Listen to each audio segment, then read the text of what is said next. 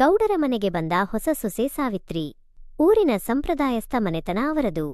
ಸಾವಿತ್ರಿ ಸುಂದರವಾಗಿದ್ದಳು, ಆದರೆ ಸ್ವಲ್ಪ ಮುಗ್ಧೆ. ಅವಳ ಅತ್ತಿಗೆ ಜಾನಕಿ ತುಂಬಾ ಚಾಣಾಕ್ಷಳು. ಮನೆ ಕೆಲಸಗಳಲ್ಲಿ ಸಾವಿತ್ರಿಗೆ ಸಹಾಯ ಮಾಡುತ್ತಿದ್ದಳು. ಒಂದು ದಿನ ಜಾನಕಿ ಸಾವಿತ್ರಿಗೆ ಅಡುಗೆ ಮನೆಯಲ್ಲಿ ಸಹಾಯ ಮಾಡುತ್ತಿದ್ದಳು. ಸಾವಿತ್ರಿ, ನೀನು ಇನ್ನೂ ಹೊಸಬಳು. ಈ ಮನೆಯ ಆಚಾರ ವಿಚಾರಗಳನ್ನು ತಿಳಿದುಕೊಳ್ಳಲು ಸ್ವಲ್ಪ ಸಮಯ ಬೇಕಾಗುತ್ತೆ ಎಂದು ಹೇಳಿದಳು. ಸಾವಿತ್ರಿ ನಗುತ್ತಾ, ಹೌದು ಅತ್ತಿಗೆ, ನೀವು ಹೇಳಿಕೊಟ್ಟರೆ ಬೇಗ ಕಲಿಯುತ್ತೇನೆ ಎಂದಳು. ಜಾನಕಿಯ ತಮ್ಮ ವೆಂಕಟೇಶ್ ಊರಿಗೆ ಬಂದಿದ್ದ. ಅವನು ನೋಡಲು ತುಂಬಾ ಚೆನ್ನಾಗಿದ್ದ. ವೆಂಕಟೇಶ್ ಸಾವಿತ್ರಿಯನ್ನು ನೋಡಿದ ತಕ್ಷಣ ಆಕರ್ಷಿತನಾದನು. ಅವನು ಜಾನಕಿಯ ಬಳಿ, ಅತ್ತಿಗೆ, ನಿಮ್ಮ ಸೊಸೆ ನೋಡಲು ಎಷ್ಟು ಚೆನ್ನಾಗಿದ್ದಾರೆ ಎಂದು ಮೆಲ್ಲಗೆ ಹೇಳಿದನು. ಜಾನಕಿ ನಗುತ್ತಾ, ಹೌದು ಕಣೋ, ನಮ್ಮ ಮನೆಗೆ ಲಕ್ಷ್ಮಿ ಬಂದಿದ್ದಾಳೆ ಎಂದಳು. ವೆಂಕಟೇಶ್ ಸಾವಿತ್ರಿಯೊಂದಿಗೆ ಮಾತನಾಡಲು ಅವಕಾಶ ಹುಡುಕುತ್ತಿದ್ದ. ಒಂದು ದಿನ ಸಾವಿತ್ರಿ ತೋಟದಲ್ಲಿ ಹೂಗಳನ್ನು ಕೀಳುತ್ತಿದ್ದಾಗ ವೆಂಕಟೇಶ್ ಅಲ್ಲಿಗೆ ಬಂದನು. ಸಾವಿತ್ರಿ, ನಾನೇನು ಸಹಾಯ ಮಾಡಬೇಕಾ ಎಂದು ಕೇಳಿದನು. ಸಾವಿತ್ರಿ ನಾಚಿಕೊಳ್ಳುತ್ತಾ, ಬೇಡ ವೆಂಕಟೇಶ್, ನಾನು ನೋಡಿಕೊಳ್ಳುತ್ತೇನೆ ಎಂದಳು. ಆದರೆ ವೆಂಕಟೇಶ್ ಬಿಡಲಿಲ್ಲ. ಅವಳ ಪಕ್ಕದಲ್ಲಿ ಕುಳಿತು ಹೂಗಳನ್ನು ಕೀಳಲು ಸಹಾಯ ಮಾಡಿದನು. ನಿಮ್ಮ ಊರು ಯಾವುದು ಸಾವಿತ್ರಿ ಎಂದು ಕೇಳಿದನು. ಸಾವಿತ್ರಿ ತನ್ನ ಹಳ್ಳಿಯ ಬಗ್ಗೆ ಹೇಳಿದಳು. ಇಬ್ಬರು ಬಹಳ ಹೊತ್ತು ಮಾತನಾಡುತ್ತಾ ಕುಳಿತರು. ಗೌಡರು ಊರಿನ ಕೆಲಸಕ್ಕೆಂದು ಹೊರಗೆ ಹೋಗಿದ್ದರು. ಮನೆಯಲ್ಲಿ ಜಾನಕಿ, ಸಾವಿತ್ರಿ ಮತ್ತು ವೆಂಕಟೇಶ್ ಮಾತ್ರ ಇದ್ದರು.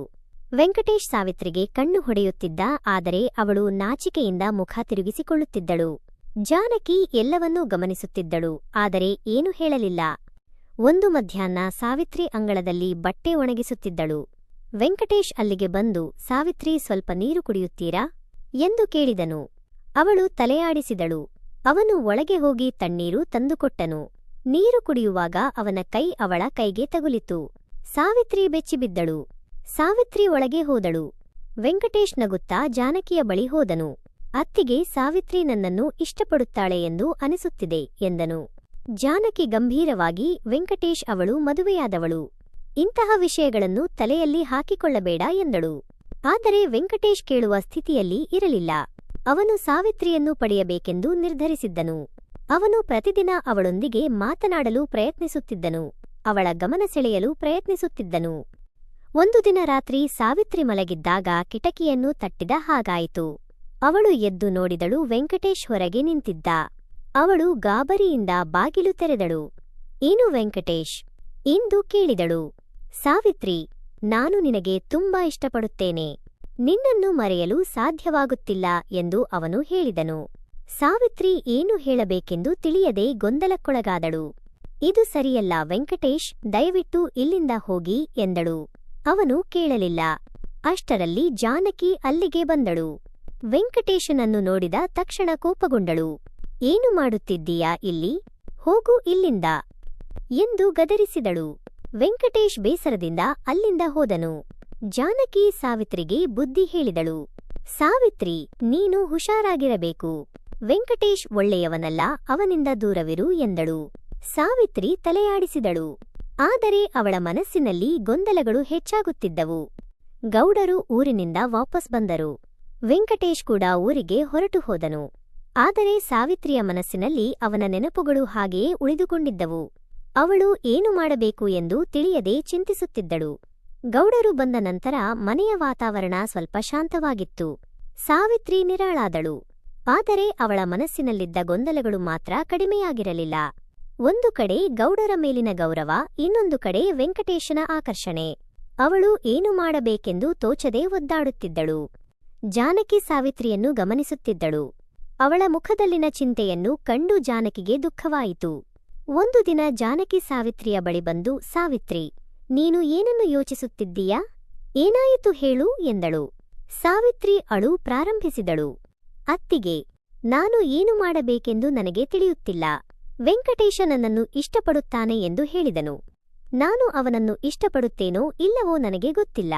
ಆದರೆ ಅವನ ನೆನಪುಗಳು ನನ್ನನ್ನು ಕಾಡುತ್ತಿವೆ ಎಂದಳು. ಜಾನಕಿ ಸಾವಿತ್ರಿಯನ್ನು ಸಮಾಧಾನಪಡಿಸಿದಳು. ಸಾವಿತ್ರಿ, ನೀನು ಚಿಂತೆ ಮಾಡಬೇಡ, ನಾನು ನಿನಗೆ ಸಹಾಯ ಮಾಡುತ್ತೇನೆ. ವೆಂಕಟೇಶ್ ಒಳ್ಳೆಯವನಲ್ಲ, ಅವನು ನಿನ್ನನ್ನು ಮೋಸಗೊಳಿಸಲು ಪ್ರಯತ್ನಿಸುತ್ತಿದ್ದಾನೆ. ನೀನು ಗೌಡರ ಪತ್ನಿ, ನಿನ್ನ ಕರ್ತವ್ಯಗಳನ್ನು ಮರೆಯಬೇಡ ಎಂದಳು. ಜಾನಕಿ ಸಾವಿತ್ರಿಗೆ ಜೀವನದ ಬಗ್ಗೆ ಕೆಲವು ಸಲಹೆಗಳನ್ನು ನೀಡಿದಳು. ಸಾವಿತ್ರಿ, ಜೀವನದಲ್ಲಿ ಕಷ್ಟಗಳು ಬರುತ್ತವೆ, ಆದರೆ ನಾವು ಧೈರ್ಯದಿಂದ ಅವುಗಳನ್ನು ಎದುರಿಸಬೇಕು. ನಿನ್ನ ಗಂಡನಿಗೆ ನಿಷ್ಠೆಯಿಂದ ಇರು, ಅದೇ ನಿನಗೆ ಒಳ್ಳೆಯದು ಎಂದಳು. ಸಾವಿತ್ರಿಗೆ ಜಾನಕಿಯ ಮಾತುಗಳಿಂದ ಸ್ವಲ್ಪ ಸಮಾಧಾನವಾಯಿತು. ಅವಳು ತನ್ನ ಮನಸ್ಸನ್ನು ಗಟ್ಟಿಗೊಳಿಸಿಕೊಂಡಳು. ವೆಂಕಟೇಶ್ನನ್ನು ಮರೆಯಲು ಪ್ರಯತ್ನಿಸಿದಳು. ಗೌಡರ ಸೇವೆ ಮಾಡುತ್ತಾ ಸಂತೋಷದಿಂದ ಇರಲು ನಿರ್ಧರಿಸಿದಳು. ಕೆಲವು ದಿನಗಳ ನಂತರ ವೆಂಕಟೇಶ್ ಮತ್ತೆ ಊರಿಗೆ ಬಂದನು. ಅವನು ಸಾವಿತ್ರಿಯನ್ನು ನೋಡಲು ಬಯಸಿದ್ದನು. ಆದರೆ ಈ ಬಾರಿ ಜಾನಕಿ ಎಚ್ಚರಿಕೆಯಿಂದ ಇದ್ದಳು. ಅವಳು ವೆಂಕಟೇಶ್ಗೆ ಸಾವಿತ್ರಿಯನ್ನು ಭೇಟಿಯಾಗಲು ಬಿಡಲಿಲ್ಲ. ಜಾನಕಿ ವೆಂಕಟೇಶ್ಗೆ ಬುದ್ಧಿ ಹೇಳಿದಳು. ವೆಂಕಟೇಶ್, ನೀನು ಇಲ್ಲಿಗೆ ಬರಬಾರದು. ಸಾವಿತ್ರಿ ಮದುವೆಯಾದವಳು. ಅವಳನ್ನು ಬಿಟ್ಟುಬಿಡು. ನಿನ್ನ ಜೀವನವನ್ನು ಹಾಳು ಮಾಡಿಕೊಳ್ಳಬೇಡ ಎಂದಳು. ವೆಂಕಟೇಶ್ ಜಾನಕಿಯ ಮಾತನ್ನು ಕೇಳಲಿಲ್ಲ. ಅವನು ಸಾವಿತ್ರಿಯನ್ನು ನೋಡಬೇಕೆಂದು ನಿರ್ಧರಿಸಿದ್ದನು. ಒಂದು ರಾತ್ರಿ ಅವನು ಗೌಡರ ಮನೆಯ ಹಿಂಭಾಗಕ್ಕೆ ಹೋದನು.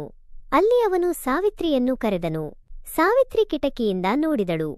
ಏನು ವೆಂಕಟೇಶ್, ಇಲ್ಲಿಗೆ ಬರಬೇಡ ಎಂದು ಹೇಳಿದ್ದೇನಲ್ಲ ಎಂದಳು. ವೆಂಕಟೇಶ್, ಸಾವಿತ್ರಿ, ನಾನು ನಿನ್ನನ್ನು ಮರೆಯಲು ಸಾಧ್ಯವಾಗುತ್ತಿಲ್ಲ.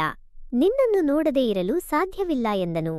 ಸಾವಿತ್ರಿ ಕಠಿಣವಾಗಿ ಮಾತನಾಡಿದಳು. ವೆಂಕಟೇಶ್, ನೀನು ನನ್ನನ್ನು ಪ್ರೀತಿಸುವುದು ನಿಜವಾಗಿದ್ದರೆ ನನ್ನನ್ನು ಬಿಟ್ಟುಬಿಡು. ನನ್ನ ಜೀವನವನ್ನು ಹಾಳು ಮಾಡಬೇಡ. ನಾನು ನನ್ನ ಗಂಡನೊಂದಿಗೆ ಸಂತೋಷವಾಗಿರಲು ಬಯಸುತ್ತೇನೆ ಎಂದಳು. ವೆಂಕಟೇಶ್ಗೆ ಸಾವಿತ್ರಿಯ ಮಾತುಗಳಿಂದ ನೋವಾಯಿತು. ಅವನು ತಲೆ ತಗ್ಗಿಸಿ ಅಲ್ಲಿಂದ ಹೋದನು. ಮತ್ತೆಂದೂ ಸಾವಿತ್ರಿಯನ್ನು ನೋಡಲು ಬರಲಿಲ್ಲ. ಸಾವಿತ್ರಿ ನಿಟ್ಟುಸಿರು ಬಿಟ್ಟಳು.